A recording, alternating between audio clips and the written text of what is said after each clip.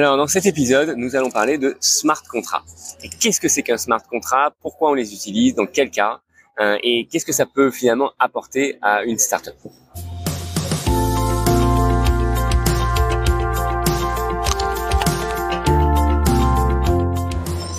Alors, il y a encore quelques années, dès qu'on voulait lancer un marketplace, une place de marché, où on voulait lancer un service de type Uber avec des acheteurs, des vendeurs, que ce soit pour des services, pour des objets ou des transactions, automatiquement, il fallait travailler avec des banques qui étaient ce qu'on appelait tiers de confiance.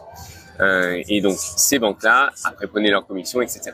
Aujourd'hui, les choses changent puisque grâce à la blockchain, on est capable de générer des transactions, de préparer un contrat entre un acheteur et un vendeur et de laisser ces personnes-là faire la transaction entre eux, sachant que la blockchain va supporter ce contrat. Donc, c'est pour ça que les banques ont peur de la blockchain d'une certaine manière, parce que la blockchain devient le tiers de confiance, puisque tout le monde voit les transactions, tout le monde est capable de les vérifier, elles sont publiques, certaines parties de ces données peuvent être cryptées, mais quand même peut être publiques et vérifiées. Donc, un smart contract, c'est simplement un petit bout de logiciel qui va tourner justement sur la blockchain, qu'on va programmer pour que si jamais on a deux personnes qui veulent faire une transaction, ils vont pouvoir faire une transaction. Ou même une seule personne qui va vouloir faire une transaction, comme acheter un token par exemple, on va pouvoir définir quelles sont les règles de ce token. Donc typiquement, combien il va coûter, ça peut être fixé ou ça peut être basé sur les cours du marché.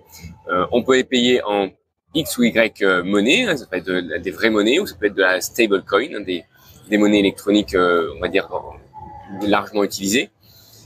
On peut aussi consommer un token et dans ce cas-là, on passe dans la catégorie d'utility token où ce token-là n'est pas seulement une monnaie, mais il va pouvoir être utilisé en échange d'un service. Donc, on peut imaginer que si par exemple, on faisait pas mal ça il y a quelques années pour éviter justement le tiers de confiance et éviter les problèmes bancaires, c'est qu'on faisait des crédits.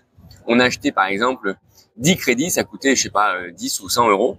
Et à chaque fois qu'on voulait utiliser un service, hop, on récupérait un crédit. Ça, c'est un moyen aussi qu'utilisaient avant les startups pour pouvoir rentrer un peu de cash.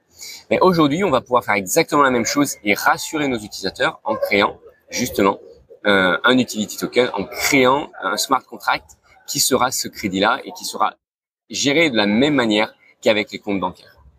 Voilà, donc je reviendrai sur le smart contract et je reviendrai particulièrement sur la sécurité du smart contract. C'est un vrai sujet à part entière. Ce sera un des sujets de mes prochaines vidéos.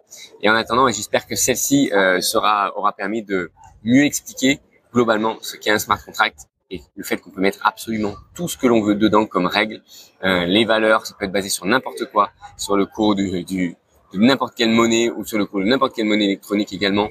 Vous pouvez prédéterminer les règles, vous pouvez même prédéterminer la valeur par rapport à le dollar ou à l'euro. On est absolument libre de définir ce qu'on veut. Allez, je vous souhaite une belle journée et je vous dis à très vite.